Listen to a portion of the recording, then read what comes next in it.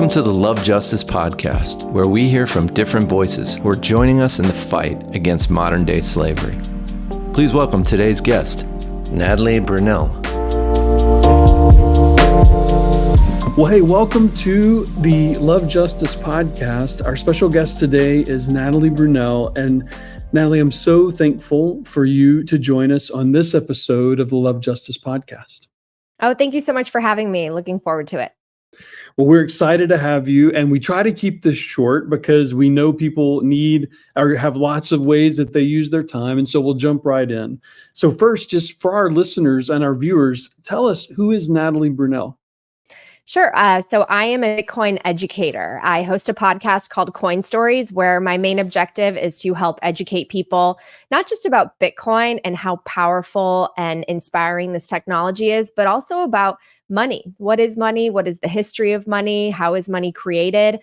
And why do we currently have such a hard time being able to store value in our current money? So I'm really passionate about that. I want to increase financial literacy and grateful to be able to do the work I do.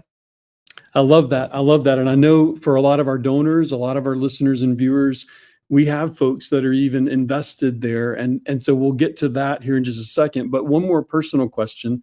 Talk about the opportunity that your family was afforded by immigrating to the United States, like what that meant to them.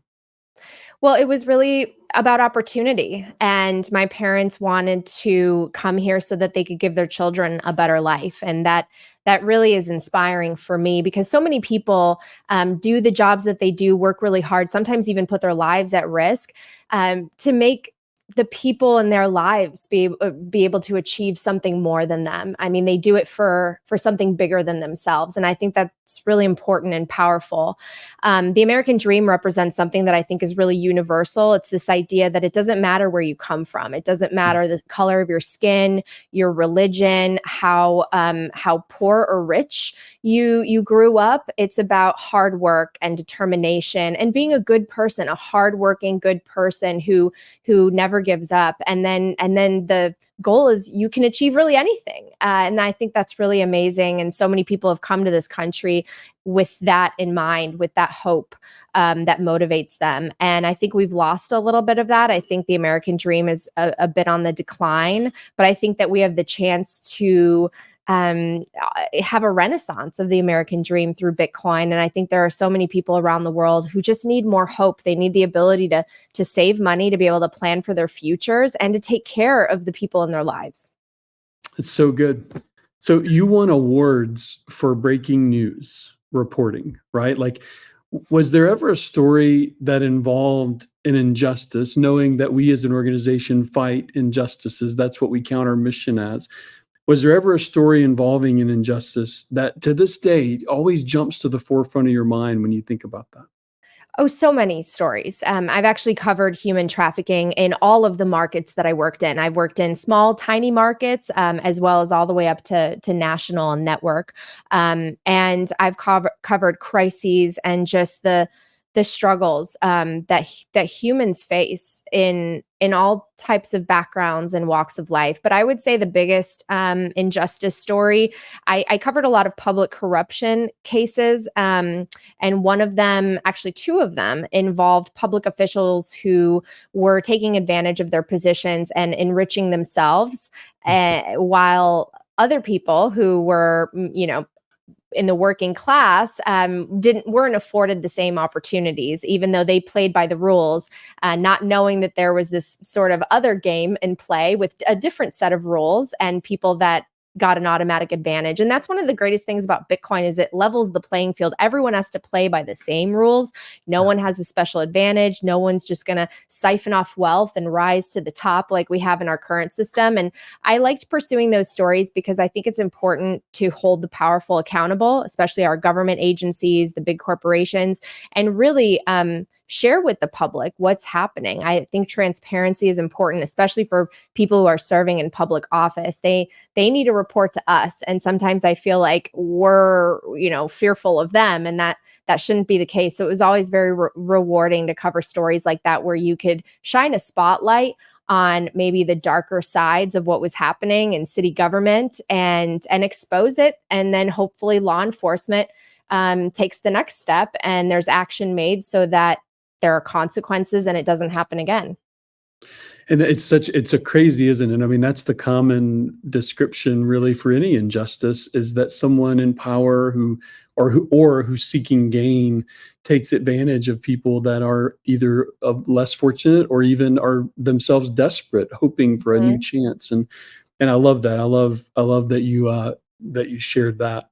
So you've already shared a little bit about why you care about Bitcoin so much, but articulate it though, just clearly, so that our listeners and our viewers who may not even know as much about it understand why this actually is a pretty empowering and freedom-focused currency and innovation that we're discovering and realizing here with Bitcoin.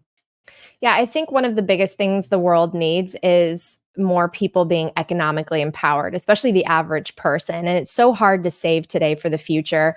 One thing that Bitcoin made me realize is that most of us don't really question, why do things get more expensive? Why was it easier a couple decades ago for someone to afford a home on just one income? Why are these prices going up, and why are wages not keeping up with that pace?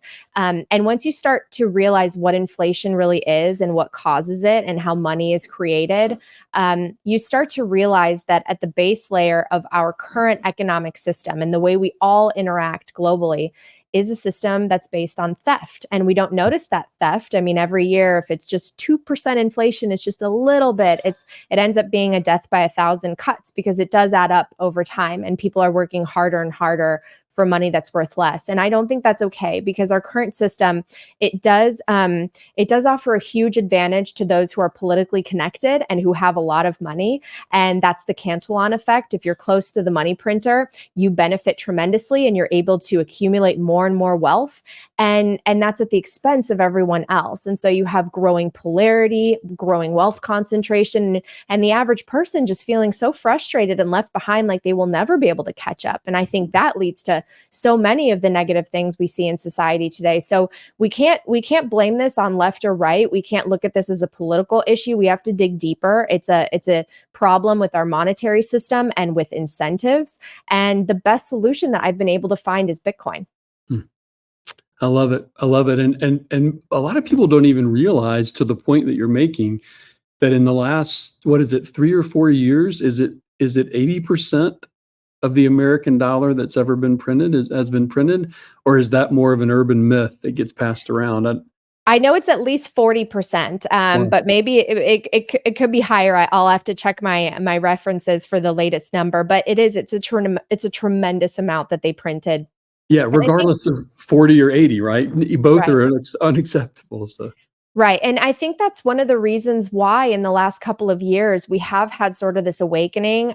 First of all, many people starting to appreciate Bitcoin and understand it more and seek out hard assets like it, because you can inflate slowly over time and no one really notices.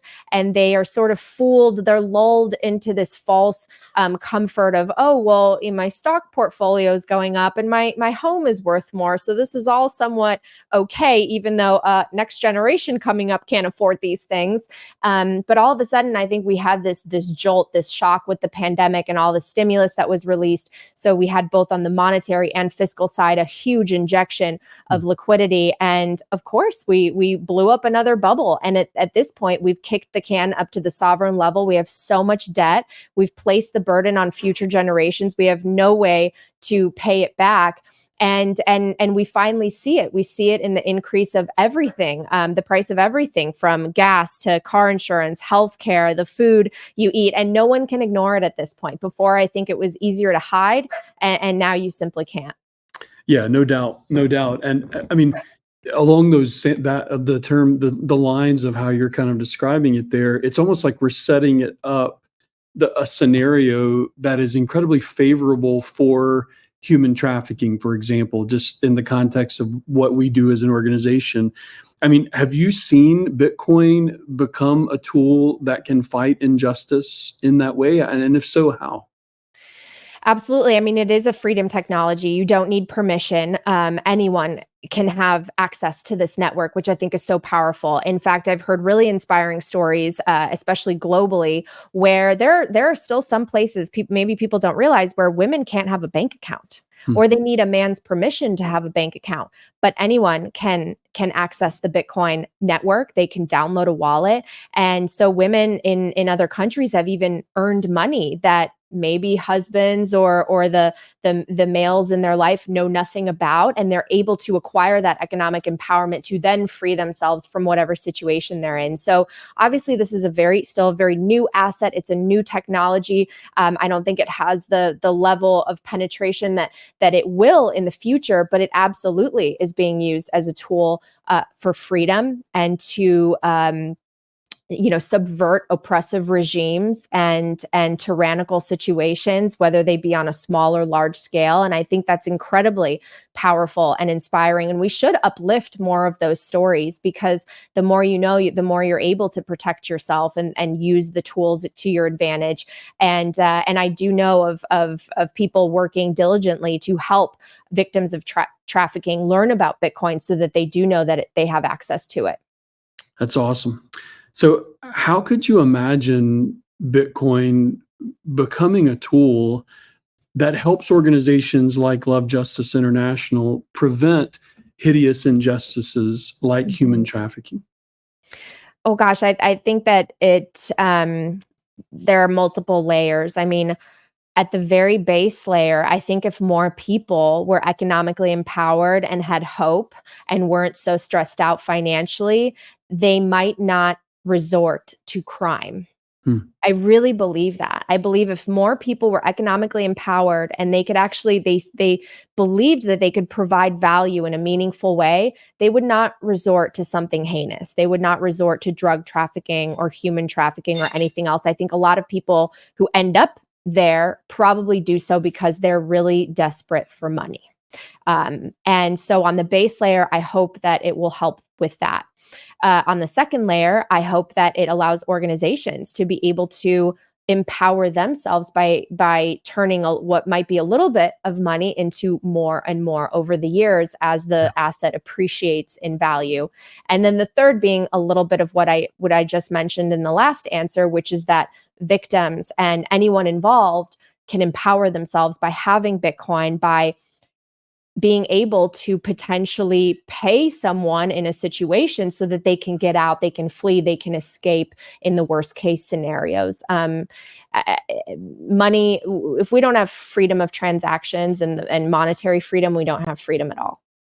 No, it's so good. So good. I grew up in the inner city, and I've got a buddy that does a lot of inner city work. And I've heard him say several times that a lot of guys who were making money as drug traffickers or other types of things, they've said to him point blank, if you can get me a job that makes me the kind of money I make here, then maybe I would consider it.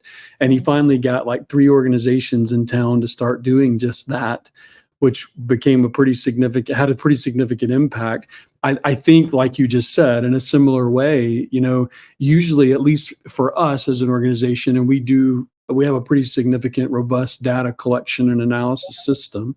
I mean, we recognize that a lot of folks are desperate when they even are preyed upon. So it isn't even just the traffickers, it's also even the folks that are desperate when they're preyed upon. And then someone preys upon them and offers them a false opportunity and then gets them somewhere and sells them, or worse. And so it's definitely an empowering tool in that way. 1,000%. Yes, I definitely mean it on both ends. I remember seeing a documentary a couple years ago by a German filmmaker who documented the life of prostitutes in 3 different countries. And these were women who almost all of them turned to this line of work out of desperation and poverty.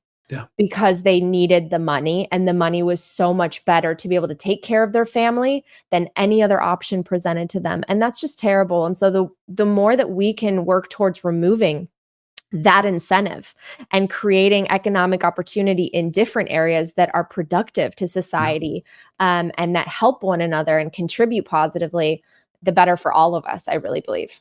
No doubt. And most people, at least I think in America, don't differentiate very well between that level of I'll take any job, and that level of prostitution, and then even the level that goes toward forced labor and slavery and even sex slavery. And it's just this downward spiral, right? That people find themselves trapped in. And so an empowering tool like this potentially could be of significant help.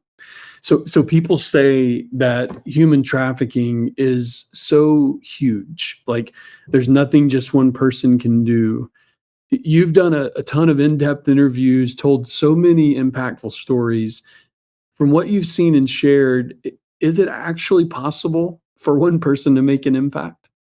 Well, I think everyone makes an impact, especially in their local communities. I think we need to focus more on local efforts, and things need to be more grassroots. I really believe in emergent technologies and trends that come from the bottom up rather than imposed on us top down, and that very much goes for our money as well. And I think that even helping one person in your local community is making a massive difference, because they will then in turn probably help someone, and it really trickles out. It has an impact that's really positive. We see it on a small scale in our daily lives all the time. I mean, if you're driving and someone kind of cuts you off or makes a mean face at you, you might be, more likely to do that to the next person. But if the reverse happens, someone maybe pays for the drink ahead of you in line or smiles at you, you might smile at the next person. And I think that it all really feeds on each other. And there's some sort of law of attraction where positivity attracts more positivity and vice versa. So I absolutely think that any small difference that anyone can make is important, and it matters because every life matters. That's the other thing that Bitcoin really focuses on is it's about the individual. It's about individual freedom and rights, and every individual is special and unique and has unique gifts to offer. And so I think that the more that can be highlighted and each individual can be empowered, again, we might discover things that we didn't even know were possible within society in terms of value and innovation and creative ideas. So I think anything you can do on a small scale is critical. I love it. We have a video that we show often called "How Much Is Freedom Worth?" and it just demonstrates images of different people that we've intercepted and the beauty that they have and the life and the value that they have, like you said, and then even on the point of the local piece, I love telling the story of how so many of our transit monitors are local nonprofits, local churches, local partners in the 22 countries where we're currently active that give of their time, give of themselves to just be there, and they're trained, and we put them into places where they're compliant with the things that we need to be compliant with, and then they have an impact. And so if they can do that there and in this type of work, right, that impact can be significant for even the little things that each of us do. Absolutely. So do you know anyone else that you think we should invite onto the Love Justice podcast? And then I'll ask you one last question. Oh gosh. I mean, there are so many amazing voices and names in this space. I'll just name some of my favorites. Jeff Booth, who wrote The Price of Tomorrow. I think he's always incredible. Alex Gladstein is a great voice, especially for human rights. Farida Nabarema, she's a freedom warrior who's fighting for freedom in her home country of Togo. Lynn Alden is so inspiring and comes from a background where she overcame so much to get to where she is. I mean, there's so many people. I love it. Well, if any of those that you're willing to help connect us with, we would value it. But several of those that you mentioned, I'm big fans of as well. Well, what would you? So some of our listeners and viewers I know are already into crypto, but a lot of them are not. As you know, the percentages are still there in that way. How would you encourage someone, just maybe on a final note, because I agree with you. This really is an empowering tool. It is a tool that fights for freedom. But just would you even encourage someone to jump into Bitcoin? I feel like this is probably a question you've answered 100 times. I hope I'm not completely putting you on the spot with it, but I think, this is one of those things I know you believe in. And so when you introduce someone to it or you help them on board for the first time, how do you encourage them to jump in? Sure. Well, I think the best advice for starting anything is to take it slow. Start small. And that means whether you're investing, you don't have to put in your entire net worth. You can literally start with $1 or whatever your currency is worth, the smallest denomination. You can start allocating to Bitcoin, and start learning about it. Really just asking yourselves those fundamental questions, like, what is money? Do I know what money is? Do I know where it comes from? Do I know why there has been such a growing wealth concentration? Why is it so much harder to afford a home today? And if you can't answer those questions very easily, then I think it's time to really dig into not just Bitcoin, but our monetary system and why this is such a powerful solution. And I just hope people walk away knowing that you don't have to be an expert in finance, engineering, computer science. I wasn't, and anyone can learn this. They really can. Just take it slow. Find voices that you relate to, because there are so many in the space from all walks of life and backgrounds, and just start learning. That's awesome. Well, and it's a beautiful community too. I know there's good and bad in most everything, right? But it's a beautiful community in the Bitcoin community. And Natalie, you're a big part of that. And so we're very grateful for you, and thank you for being willing to be a guest. And just as we are trying to amplify the story of love justice, I know you're trying to amplify a story of a tool that provides freedom and empowerment for people. And so we're grateful for you and the work that you do. Well, thank you so much. And I'm really passionate about educating women and empowering women. I'm hosting a Women of Bitcoin brunch. I do it once a year at the Big Bitcoin Conference, and we're growing each year. And we really want this to be a really inclusive network where women feel incredibly empowered and feel seen and heard, whether they're brand new or prominent leaders. I just think it's so important to build community and support one another. I love it. I love it. And that's to the heart of even our cause as well. So we appreciate you. Thank you for taking the time today to be on with us, and hopefully we can chat again soon. Thank you. We are grateful for the generous support of the Love Justice community. Please consider joining our family of donors. Learn more at lovejustice.ngo.